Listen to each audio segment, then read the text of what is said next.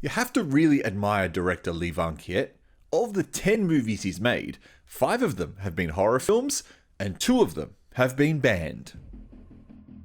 2 of his first 5 Vietnamese movies were banned in his home country. If you want to know more about what they are, there's a link in my video called Banned in Asia that details those 2 movies and more in the description of this video.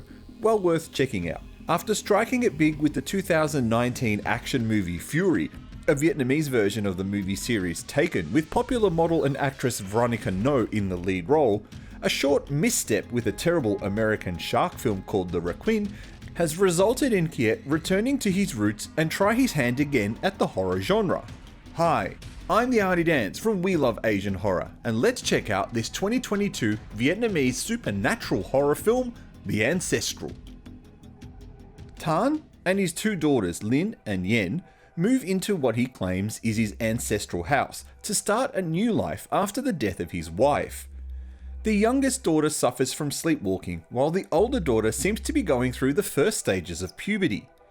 After a series of creepy incidents, including a ghostly-looking old woman who stalks Linh while she hangs the washing, Tuan hires a tutor, Han, to help the girls with their studies. But she has a secondary skill. She's a psychologist and hopes to be able to treat Yen's nightmares and sleepwalking occurrences. But there's more going on here that meets the eye. Both girls start to see a ghostly shadow, and the truth about their mother's death and father's mental status is slowly revealed. Slowly is the key word here, because even for a 95-minute long movie, everything seems to move along at a slow yet confusing pace. Kiet has tried to craft a suitably spooky tale here where the themes of sleepwalking and mental illness are front and center. But perhaps a little too heavy-handed with the opening sequence's wall of text that essentially gives away what the whole movie is about, removing most of the tension that should have been there. Central to this is that the film doesn't know if it wants to be a ghost movie, a supernatural movie, or a commentary about mental illness. Instead, it decides it wants to be all 3, and it suffers for it. Leading the way is My Lam Thanh in the role of Linh. Vietnamese horror movie fans will recognise her small but important role in the 2019 chiller Kumanthong as the best friend of the main character, and in the admittedly decent 2014 mystery horror film The Hollow. As a side note, the father in this movie, played by Quang, also appears in Kumanthong. She's making a name for herself as a bit of a scream queen, and she holds this movie together as best as she can as the older teenage daughter who assumes a matriarchal role. She cooks, she cleans, and she dotes after her younger sister. Those of you who are progressive in the audience will detest this, especially the scene where her mother tells her that that's her duty and her burden as the older daughter. The issues with Linh is that even though she's the most interesting character in the film, she's also given the least character development. There's a strange, unfinished and unexplained plotline around her getting her period that's never further explored. Are we supposed to relate to her reaching puberty and thus going through a range of emotions? If so, where was that theme? Why wasn't any of that explained? It seemed the period scene was added for a bit of shock value at the start and then not acknowledged again at all.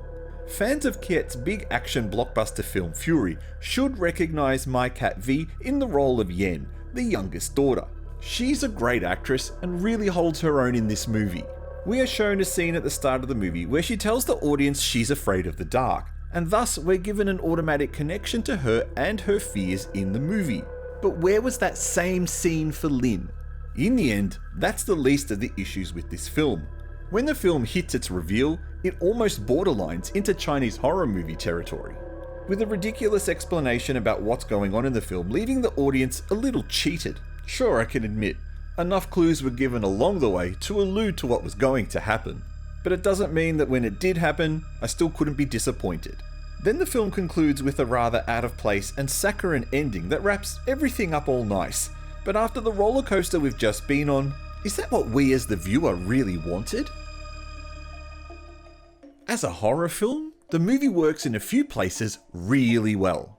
It's great to see spooky scenes set during the day.